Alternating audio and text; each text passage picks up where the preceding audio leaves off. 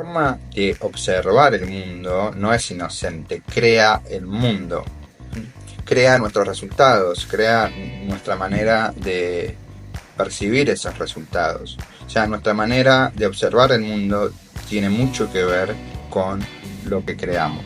Pero, ¿qué es la observación del mundo? ¿Que se limita a la vista, se limita a los pensamientos, a las emociones? O sea, ¿qué es observar el mundo y qué proceso está involucrado en esa observación?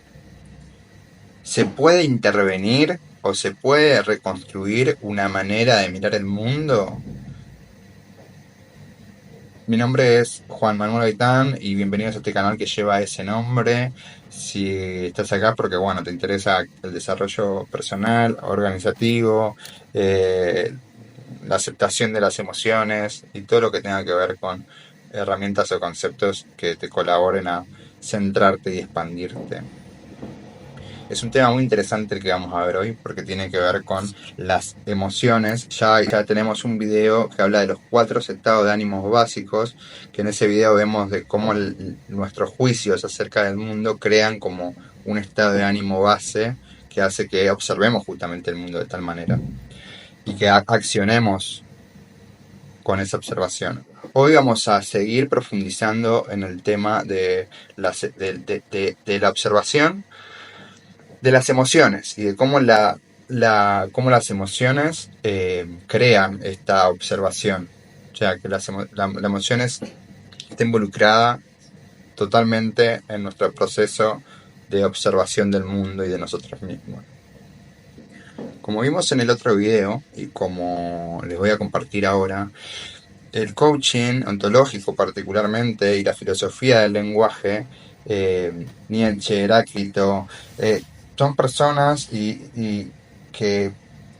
o propuestas que miran al ser humano, proponen al ser humano como un ser lingüístico. Ser lingüístico quiere decir que vive en el lenguaje y a través de él y experimenta el mundo a través del lenguaje. El lenguaje es la casa del ser. El lenguaje es el ser en sí mismo. ¿Pero a qué llamamos ser? Los dominios del lenguaje tienen que ver justamente con nuestro cuerpo, con nuestra emoción, con nuestras palabras y pensamiento.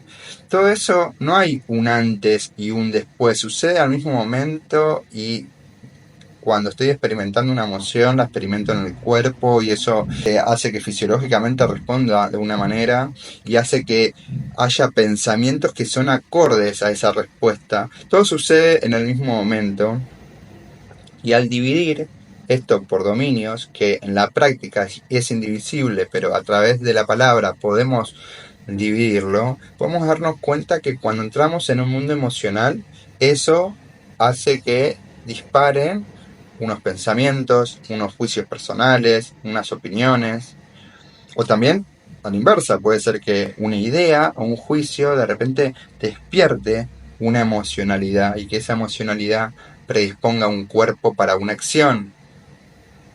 Entonces, en este proceso de lingüístico, de coherencia lingüística se refiere a este proceso donde las emociones de alguna manera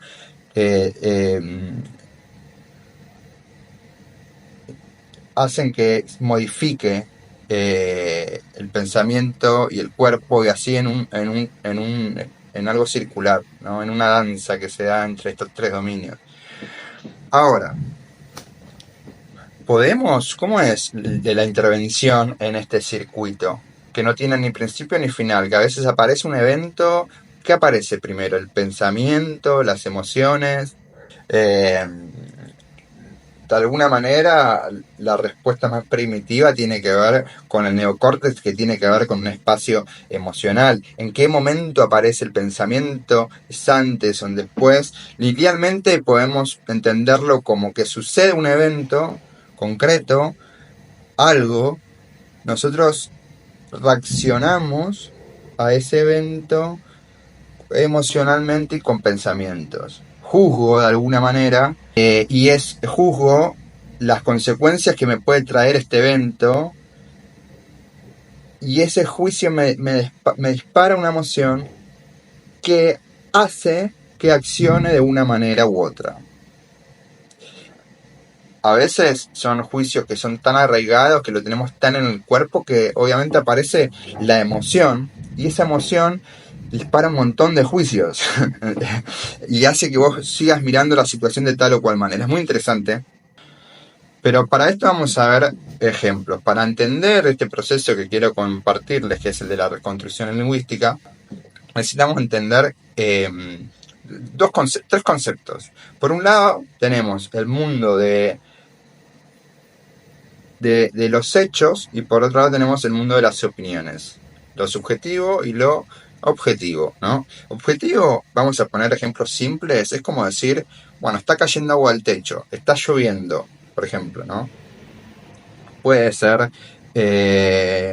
no sé, fulanito llegó 10 minutos atrasados a la reunión. Fulanito llegó 10 minutos fuera del acordado a la reunión. Son eventos. Ahora, la persona A, frente al evento de la lluvia, puede decir, qué fastidio, no puedo hacer nada con esta lluvia. La persona B puede decir, qué bueno la lluvia, qué lindo, qué nostalgia, y tener juicios e ideas acerca de la lluvia que lo predispongan a algo distinto a que lo predispone a la persona B. O sea, el evento es el mismo. Por un lado tenemos la lluvia como evento disparador. Después tenemos las ideas que a B le surgen, o los pensamientos o los recuerdos corporales de lo que le pasa con la lluvia. Y eso tiene que ver con su historia personal, con sus gustos, preferencias, deseos, miedos, con todo el espacio de observación. Pero ¿qué estamos observando acá? Que nosotros, para observar un estado emocional, también observamos. ¿Qué observamos? El cuerpo, los pensamientos que aparecen, y también algo que es lo que hace la persona. No, viste que fulanito hizo esto porque está enojado. O sea, es como que entendemos nosotros que una emoción abre un campo de posibilidades que otra emoción. Eso lo entendemos nosotros. Ahora, ¿podemos trabajar ese espacio emocional o registrarlo? En este caso, ¿para qué nos sirve darnos cuenta de esto? Quizás para A, entonces la estructura es evento, pensamiento, emoción y de predisposición para la acción. ¿A qué me predispone este pensamiento, emoción, dado este evento? ¿Cuándo esto requiere una modificación o una reestructuración? Siempre y cuando que la persona se dé cuenta, primero, ya hacer este proceso de observación es un buen proceso de introspección y de reflexión, sin buscar cambiar nada, ya tomar conciencia. Uno podría hacer eso y darse cuenta, por ejemplo, que no le es funcional que los días de lluvia ponerse mal, porque entonces ella llueve, juzga todo lo que juzga de la lluvia y hace todo de mala gana. A partir de ahí se pone de mal humor, vive un día que después termina juzgando como perdido. Entonces está queriendo vivirlo distinto. Entonces quizás un proceso puede ser replantearse primero la observación de cuáles son las ideas que le disparan esa emoción en relación a la lluvia, y hacer un proceso de ideas, ¿no? Bueno, lo que me vas a hacer esto, bla, y ahí entras a entender cuál es la creencia o el juicio que está atrás de esa emoción, que capaz que es inclusive hasta corporal, ni siquiera tiene palabras, pero también es un registro. Entonces, quiero otra cosa, quiero que ante el evento lluvia vivirlo de otra manera, y ahí uno puede hacer, si quiere, un proceso de elaborar nuevas interpretaciones narrativas acerca de lo que pasa en un día de lluvia, explorar otras posibilidades con una predisposición de descubrir algo nuevo, más allá de su creencia, ¿no? Pero porque tiene un propósito de querer vivir distinto los días de lluvia, por ejemplo. Si no, no haces ese proceso, ¿entendés? De reestructuración. Y después te puede pasar que te das cuenta que te encantan los días de lluvia y listo, no hay nada que reestructurar. Quizás esa conciencia te lleva a disfrutarlo más. ¿Se entiende todo este proceso? Entonces tenemos el evento, tenemos el juicio, emoción, que se dispara a partir de ese evento. Llueve, me frustro, me encanta, qué hace cada uno, dependiendo de la emoción que le haya surgido con ese juicio que vino por ese evento. Ahora, ¿qué pasa en otras emociones? Y lo que vamos a hacer es justamente, les voy a compartir una serie de emociones, les voy a compartir como una estructura que suele tener que ver con las emociones básicas, ¿no? Les voy a compartir las emociones básicas y la estructura básica de la reconstrucción lingüística de cada una de las emociones. Recuerden que lo que estamos buscando es de alguna manera hacer una traducción de el dominio que es la emoción a un dominio que es la palabra y pensamiento. Nunca vamos a llegar a hacer una traducción literal, es una manera de entender. Ahora les voy a compartir 4 emociones que tienen que ver con lo que nos pasa, 3 emociones que tienen que ver con lo que nos pasa en el ámbito de lo privado y lo público. El arrepentimiento. Afirmo, o sea, evento que hice X. Juzgo que es resultado de acciones descuidadas. Juicio que viene después del evento. Declaro mi intención de disculparme o declaro que puedo perdonarme a mí mismo. Es una estructura que lo que surge a partir de sentir arrepentimiento es como una predisposición a disculparse. Porque el juicio tiene que ver con que lo que yo hice dañó a alguien o trajo consecuencias negativas para alguien. Entonces estoy arrepentido, esa es la emoción. Estoy arrepentido de hacer esto, evento. Estoy arrepentido de llegar tarde a la reunión 10 minutos. Pido disculpas. La verdad que entiendo que generó alguna molestia o cuestiones negativas o cuestiones que pueden ser de otra índole, ¿no? Pero fíjense que la estructura está ahí. Evento, juicio, predisposición. Otra emoción, la culpa. Afirmo que hice esto, es un evento, y juzgo que no debía haberlo hecho. Juzgo que violé mis propios principios y valores. Juicio de que hice X, juzgo todo eso y me juzgo un ser humano inferior. Declaro que no me puedo perdonar y declaro como tengo la predisposición a no perdonarme. Entonces tengo la predisposición a castigarme. ¿Se entiende? O sea, la emoción de la culpa. Evento, juzgo, predisposición. Hice esto, juzgo esto, que es que no debía haberlo hecho y que rompí estándares y acuerdos privados importantes para mí y para la comunidad. Declaro que no puedo perdonarme. Ese registro en sí no hace una modificación de la emoción. Pero al tomar conciencia podés ver si querés seguir en esa emoción o querés, no sé, construir otro espacio emocional. Y ahí aparece, obviamente, la declaración del perdón, ¿no? Como la posibilidad de salirse de ese espacio emocional. La vergüenza, otra emoción. Afirmo que hice o no hice esto y juzgo que debía haberlo hecho. Juzgo que rompí algunos estándares de la comunidad y que esto afecta de alguna manera mi identidad pública.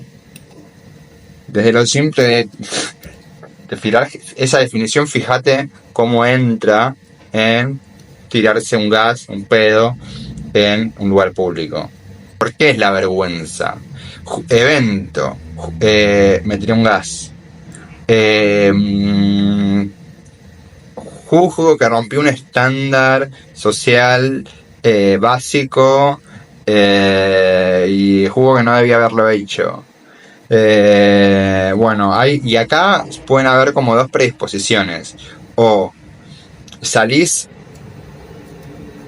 reparás el daño, pedís disculpas o haces algo como para resolver esa situación ante ahí, o te escondés y nos vimos, chau. Es como 2 maneras, 2 predisposiciones frente al mismo evento y a la misma emoción. Después, chicos, gente, hay un montón. Les voy a dejar un archivo como siempre para que vean todas las estructuras. Por ejemplo, el enojo. Afirmo que X ocurrió y juzgo que alguien es responsable de eso. Juzgo que esta persona dañó mis posibilidades y juzgo que no es injusto. Y declaro que desea que esa persona pague de alguna manera, ¿no? Entonces me predispone a eso, esa rabia.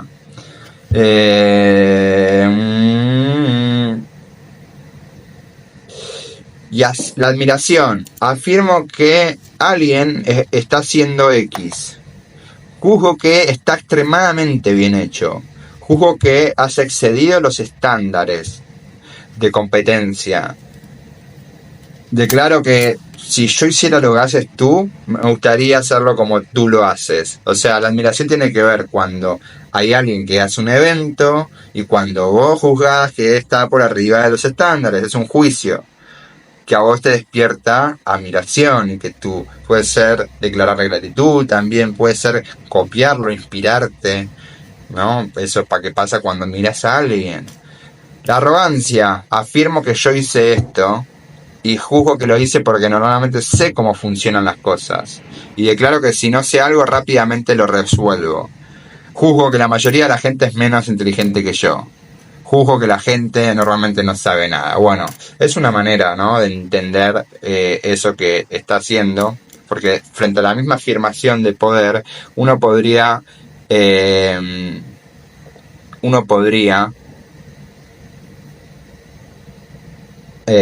declarar admiración por uno mismo, ¿no?, en vez de declarar esa arrogancia.